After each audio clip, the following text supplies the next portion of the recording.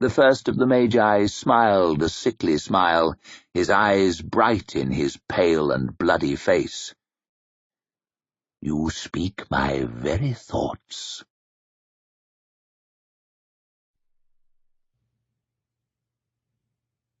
This audiobook has been broken into multiple parts to make the download faster. You have reached the end of a part, but not the end of the complete audiobook. So please check your library for the next part of this audiobook.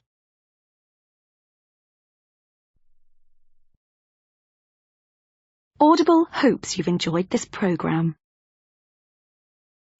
This is Audible. Last Argument of Kings. Book 3 of the first law series by Joe Abercrombie. Read by Stephen Pacey.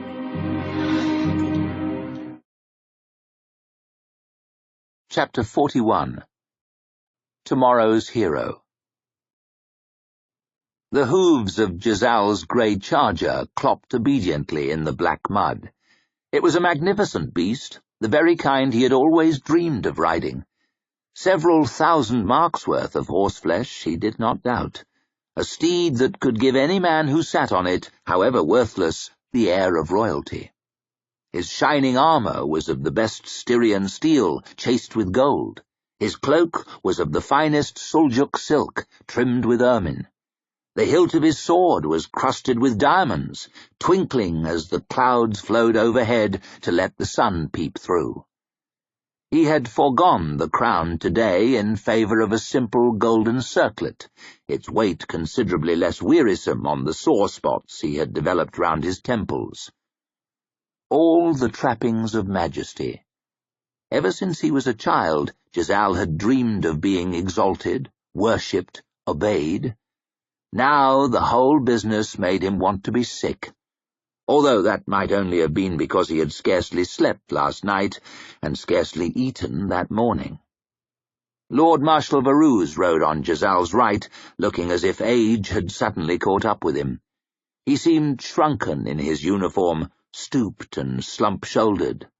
His movements had lost their steely precision, his eyes their icy focus. He had developed somehow the very slightest hint of not knowing what to do. "Fighting still continues in the arches, Your Majesty," he was explaining, "but we have only toeholds there. The Gurkish have the 3 farms under firm control. They moved their catapults forward to the canal, and last night they threw incendiaries far into the central district, as far as the Middle Way and beyond. Fires were burning until dawn. Still are burning in some parts. The damage has been extensive." A crashing understatement. Whole sections of the city had been devastated by fire. Whole rows of buildings that Jezal remembered as grand houses, busy taverns, clattering workshops, reduced to blackened wreckage. Looking at them was as horrifying as seeing an old lover open their mouth to reveal 2 rows of shattered teeth. The reek of smoke and burning and death clawed constantly at Jezal's throat and had reduced his voice to a gravelly croak. A man streaked with ash and dirt looked up from picking through the wreckage of a still smoking house. He stared at Jezal and his guards as they trotted past. "Where is my son?" he shrieked suddenly. "Where is my son?" Jezal carefully looked away and gave his horse the slightest suggestion of a spur. He did not need to offer his conscience any further weapons with which to stab at him. It was already exceedingly well armed. "Arnold's wall still holds, though, Your Majesty." Varuz spoke considerably louder than was necessary, in a futile effort to smother the heartbroken wails still ringing through the ruins behind them. "Not a single Gurkish soldier has yet set foot in the central district of the city, not one." Jezal wondered how much longer they would be able to make that boast. "Have we received any news from Lord Marshal West?" he demanded for the 2nd time that hour, the 10th time that day. Varouz gave Giselle the same answer he would no doubt receive 10 times more before descending into a fitful sleep that night. "I regret that we are almost utterly cut off, Your Majesty. News arrives but rarely through the Gurkish cordon, but there have been storms off England. We must face the possibility that the army will be delayed." "Black luck," murmured Bremedan Gorst from the other side, his narrow eyes flickering endlessly over the ruins for the slightest sign of any threat. Giselle chewed worriedly at the salty remnant of his thumbnail. He could scarcely remember the last shred of good news. Storms, delays, even the elements were ranged against them, it seemed. Varouz had nothing to lift the mood. "And now illness has broken out in the Agriont, a swift and merciless plague. A large group of the civilians to whom you opened the gates have succumbed all at once. It has extended to the palace itself.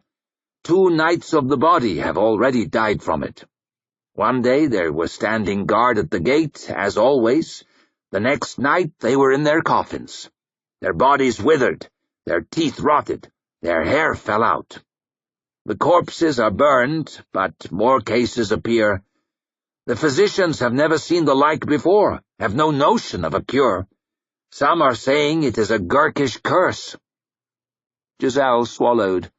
The magnificent city, the work of so many pairs of hands over long centuries, it had taken only a few short weeks of his tender care to transform into charred wreckage. Its proud people were mostly reduced to stinking beggars, to shrieking wounded, to wailing mourners, those who had not been reduced to corpses. He was the most pathetic excuse for a king the Union could ever have spawned. He could not bring happiness to his own bitter sham of a marriage, let alone a nation. His reputation was all based on lies that he had not the courage to deny. He was a powerless, spineless, helpless cipher. "Whereabouts are we now?" he mumbled, as they rode out into a great windswept space. "Why, this is the Four Corners, Your Majesty." This cannot—" He trailed off, recognition coming as sharply as a slap in the face. Only 2 walls of the building that had once been the Mercers' Guildhall still stood, windows and doorways gaping like the stricken features of corpses, frozen at the moment of their deaths. The paving, where hundreds of merry stalls had once been set out, was cracked and caked with sticky soot. The gardens were leafless patches of mud and burned briar. The air should have been ringing with the calls of traders, the prattle of servants, the laughter of children. Instead, it was deadly silent, but for a cold wind hissing through the wreckage, sweeping waves of black grit through the heart of the city. Giselle pulled on his reins, and his escort of some 20 knights of the body, 5 knights herald, a dozen of Varouz's staff, and a nervous page or 2, clattered to a halt around him. Gorst frowned up towards the sky. "Your Majesty, we should move on. It is not safe here. We do not know when the Gurkish will begin their bombardment again."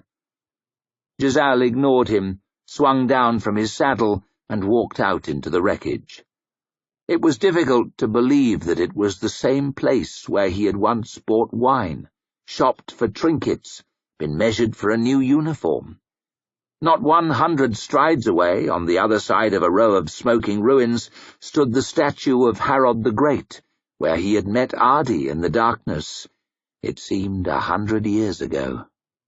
A sorry group were clustered near there now, round the edge of a trampled garden.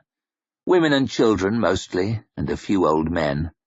Dirty and despairing, several with crutches or bloody bandages, clutching salvaged oddments.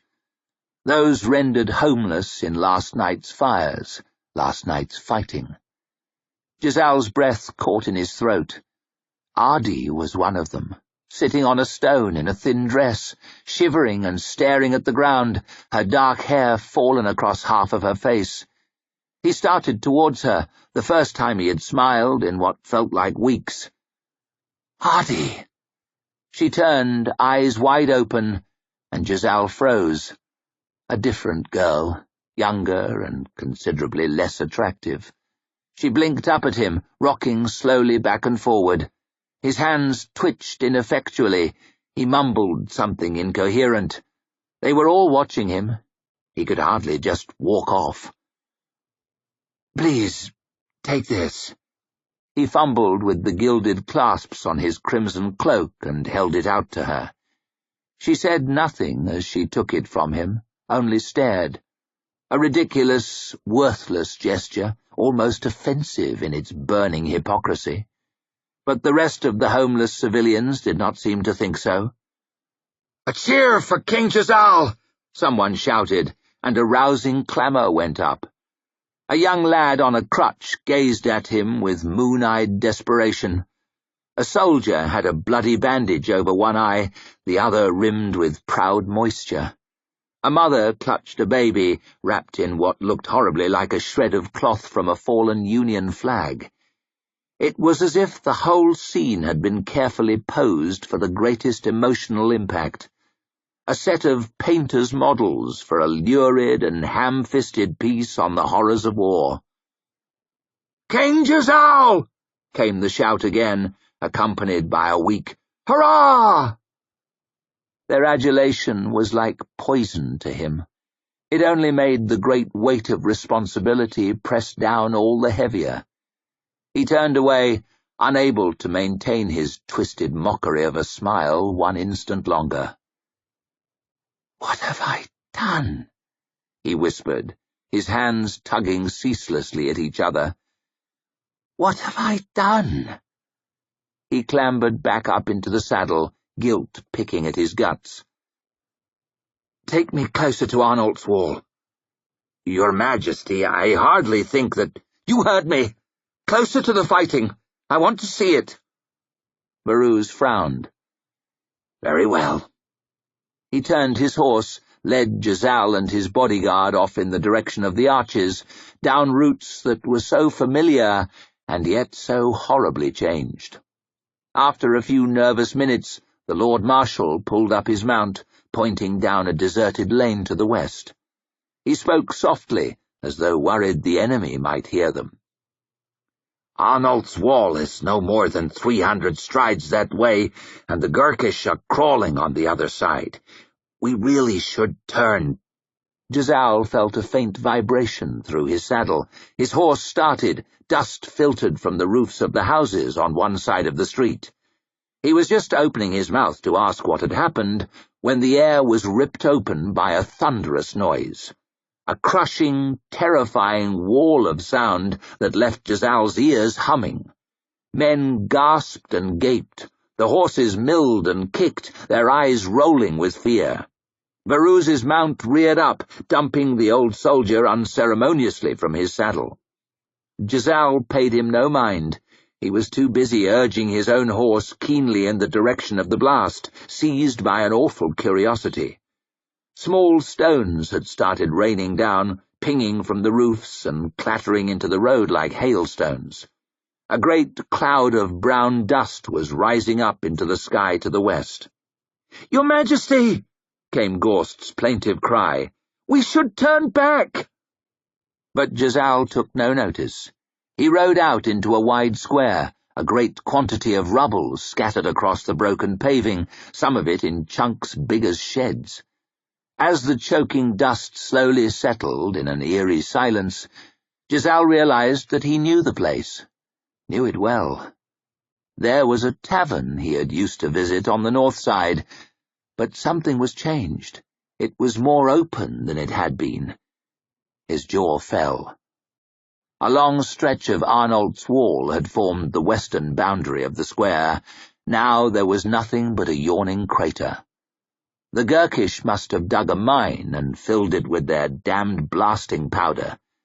The sun chose that moment to break through the clouds above, and Giselle could see all the way across the gaping fissure into the ruined Arches district. There, crowding at the far edge, clambering down the rubble-strewn slope, with armour glinting and spears waving, was a sizable body of Gurkish soldiers. The first of them were already climbing up out of the crater and into the remains of the shattered square. A few semi-conscious defenders were crawling through the dust, choking and spitting. Others were not moving at all. There was no one to turn the Gurkish back, that Giselle could see. No one but him. He wondered what Herod the Great would have done in this spot. The answer was not so very hard to find. Courage can come from many places and be made of many things, and yesterday's coward can become tomorrow's hero in an instant, if the time is right. The giddy flood of bravery which Giselle experienced at that moment consisted largely of guilt and fear, and shame at his fear, swollen by a peevish frustration at nothing having turned out the way he had hoped, and a sudden vague awareness that being killed might solve a great number of irritating